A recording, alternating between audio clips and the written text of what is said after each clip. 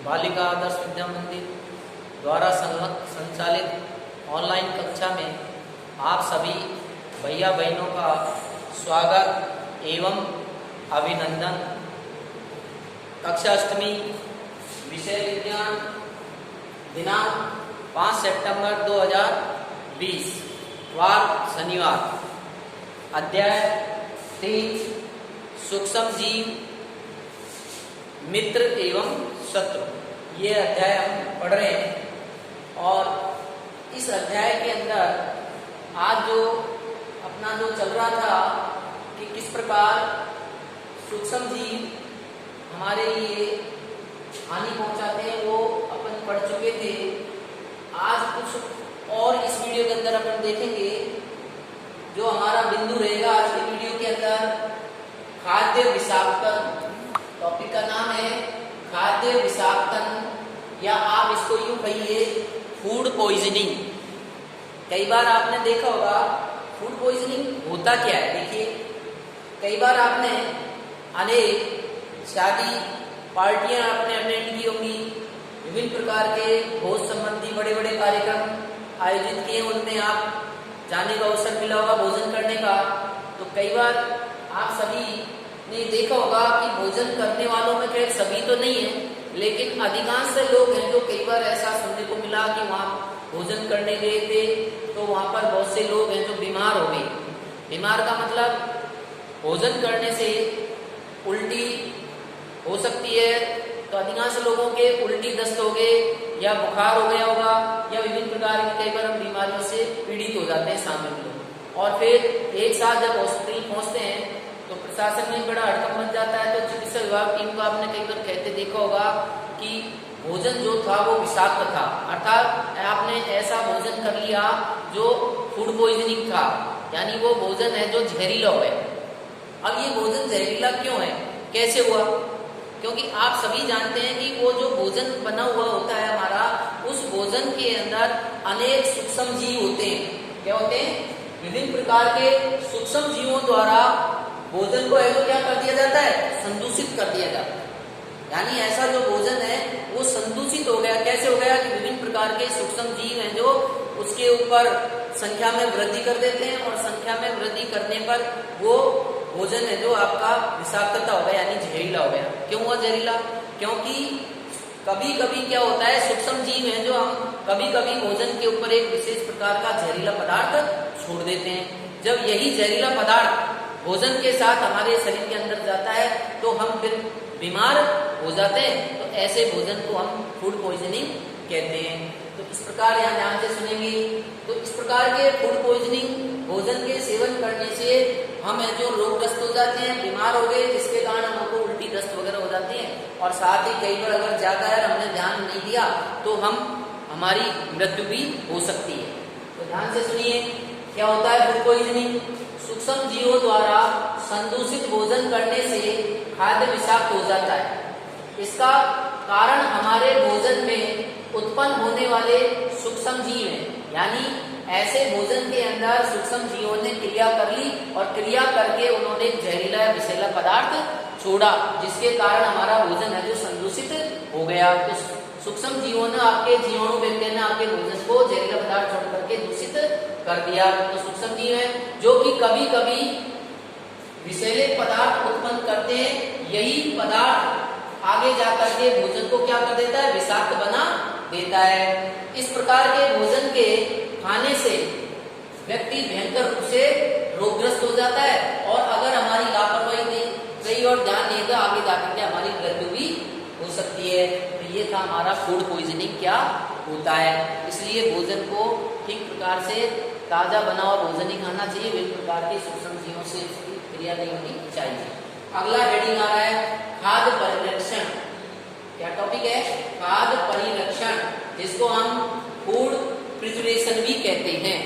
क्या होता है फूड प्रिजर्वेशन या खाद्य परिरक्षण? इसको समझने से पहले आप ध्यान सुनेंगे कि कई बार हमारा ताजा बना हुआ जो भोजन होता है वो कई बार क्या है, संदूषित हो जाता है। और संदूषित भोजन है जो उसमें क्या होती है कि रखा हुआ ऐसा भोजन जब संदूषित हो जाता है तो उसमें जब सूक्ष्म जीव संख्या में वृद्धि करते हैं, क्रिया करते हैं, तो वो भोजन में दुर्गंध आने लग जाती है।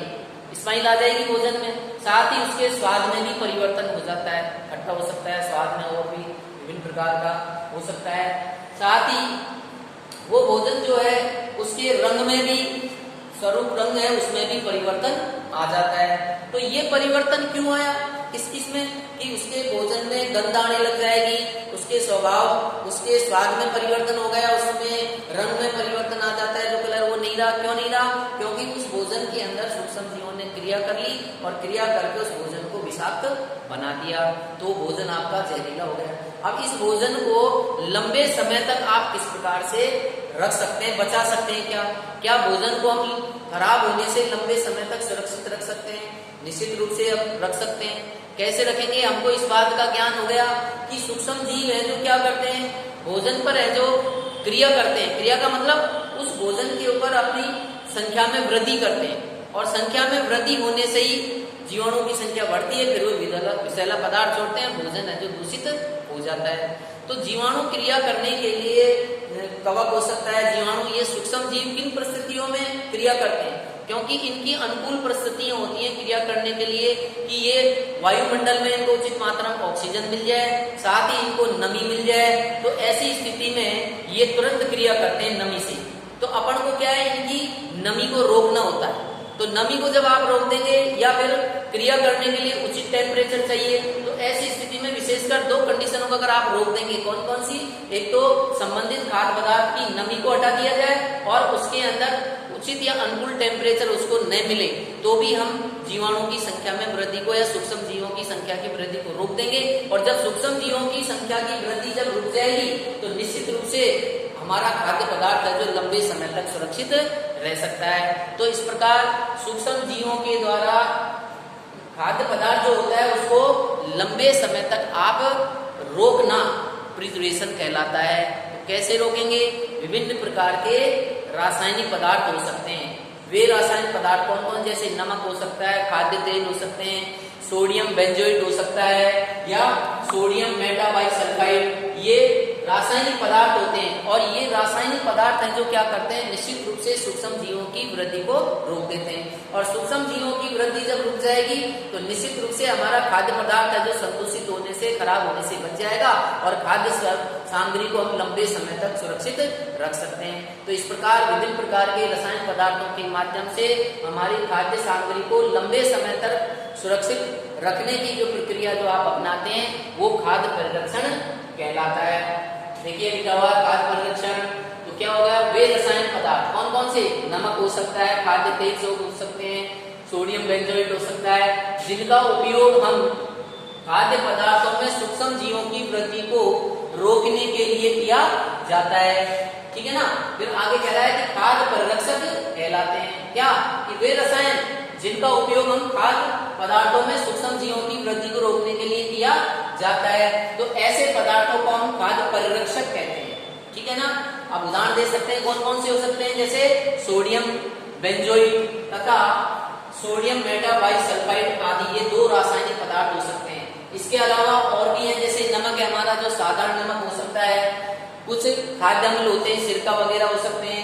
ये अम्ल भी आप जानते हैं सूक्ष्म जीव वृद्धि को रोक सकते हैं। तो आप देखोगे हमारा जो आचार मुरब्बा वगैरह जो डाला जाता है वो खराब नहीं होता, क्योंकि इसके अंदर हम नमक और सिरके का उपयोग करते हैं और वो सूक्ष्म जीवों की वृद्धि को रोक देते हैं, इसलिए उनको खराब होने से बच जाता है। तो यहाँ पर लिखा है नमक अथवा खाद्य अम्ल का उपयोग आचार बनाने में किया जाता है, जिससे सूक्ष्म जीवों की वृद्धि नहीं होती है, जिससे हमारा खाद्य पदार्थ लंबे समय तक खराब होने से बच जाता है। यानी एक ही बात आपको ध्यान रखनी है प्रिजर्वेशन के अंदर या खाद्य परिरक्षण के अंदर कि रासायनिक पदार्थ के द्वारा सूक्ष्म जीवों की वृद्धि रुक जानी चाहिए, और सूक्ष्म जीवों की जब वृद्धि रुक जाएगी तो भोजन लंबे समय तक अपने आप सुरक्षित रह जाएगा। क्यों? क्योंकि सूक्ष्म जीव की वृद्धि ही तो भोजन को खराब करती है।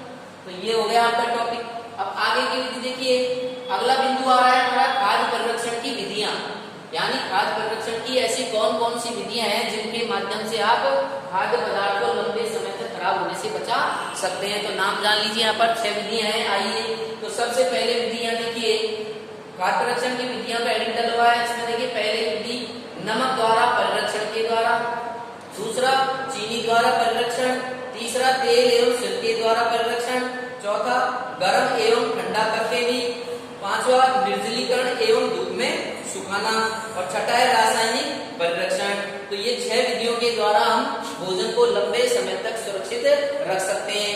अब इनमें से अपन एक एक विधि का यहाँ पर परिचर्चा करेंगे। आज सबसे पहले अपन जो विधि है खाद्य परिरक्षण की पहली विधि, उसका नाम है कौन सा? नमक द्वारा परिरक्षण। क्या नमक के द्वारा भी हम भोजन को लंबे समय तक खराब होने से बचा सकते हैं? सामान्यतः क्या है, नमक के द्वारा हमारे यहाँ पर जैसे मांस मछलियां हैं, इनको हम लंबे समय तक खराब होने से या इससे परीक्षण करके बचा सकते हैं। किसके द्वारा? तो नमक का उपयोग हम मांस एवं मछली के परिरक्षण के लिए काफी लंबे अरसे से हम करते आ रहे हैं, ये पुरानी विधि एक तरह से। लेकिन कैसे करेंगे? मांस मछली को आप क्या करेंगे? मांस मछली को आप जो सूखा जो नमक है, उस नमक से उसको अपन क्या कर देंगे? ढक देंगे। तो उसके ऊपर ढकने से क्या होगा? सूक्ष्म जीवों की संख्या में वृद्धि को रोक देंगे, अर्थात सूक्ष्म जीव जो संख्या में बढ़ेंगे नहीं, और आपका मांस और मछली है जो सुरक्षित बच जाएंगी।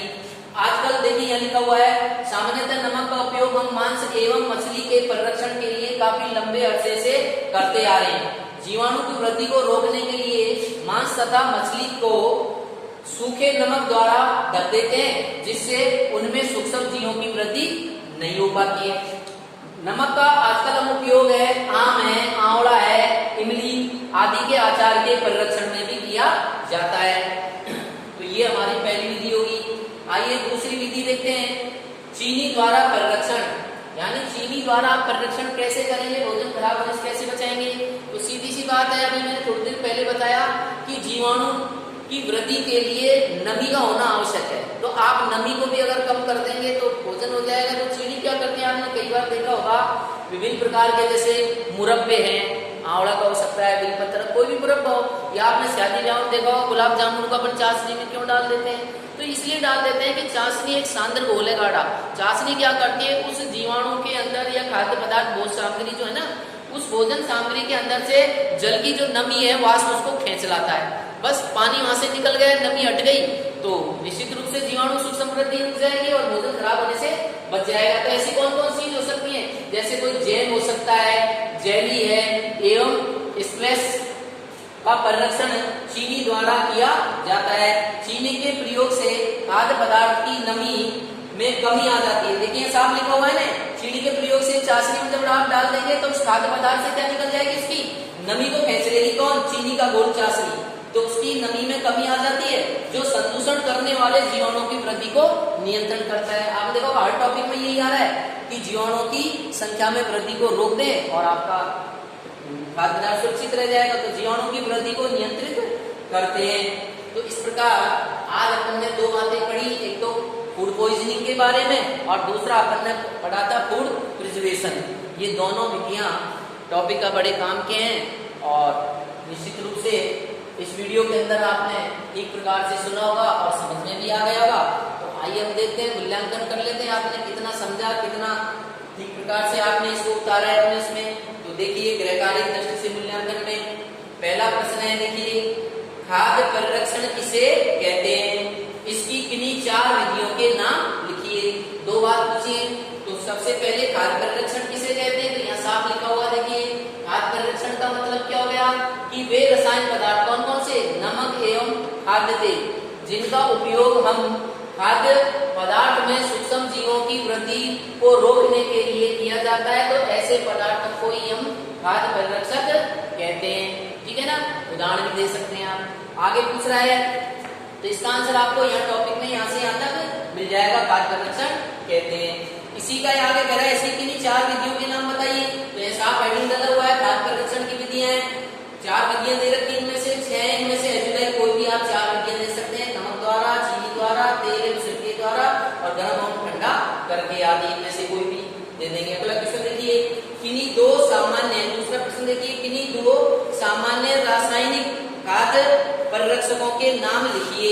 तो यहाँ साफ लिखा हुआ है, देखिए खाद्य परिरक्षकों के नाम ये रहे, देखो सोडियम बेंजोइट, एक तो ये लिख सकते हैं और दूसरा आप लिख सकते हैं सोडियम बेटा बाई सल्फाइड। तो ये दो आपके हो गए। तीसरा क्वेश्चन देखो, आम, आंवला एवं इमली के परिरक्षण में किस रसायन पदार्थ का उपयोग किया जाता है? तो आप बता देंगे नमक का। अभी आपने पढ़ा था नमक के बारे में, लिख रखा है नीचे कि नमक का उपयोग आम, आंवला एवं इमली के परिरक्षण में किया जाता है। तो वन वर्ड आंसर दे देना, नमक या सोडियम क्लोराइड।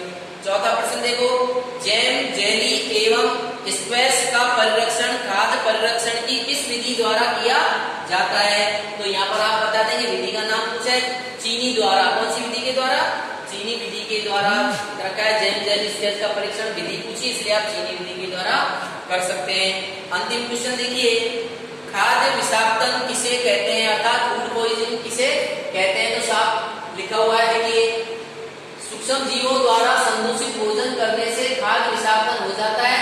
इसका कारण हमारे भोजन में उत्पन्न होने वाले सूक्ष्म जीव हैं, जो कि कभी कभी विषैले पदार्थ उत्पन्न करते हैं। यह पदार्थ भोजन को विषाक्त बना देता है। इस प्रकार के भोजन को खाने से व्यक्ति भयंकर रूप से रोगग्रस्त हो जाता है। तो ये इसका आंसर आपको यहाँ मिल जाएगा इस टॉपिक के अंदर। तो इस प्रकार वीडियो के अंदर अपने गृह कार्य हो गया, और गृह कार्य को निश्चित रूप से आप करेंगे। धन्यवाद, नमस्कार।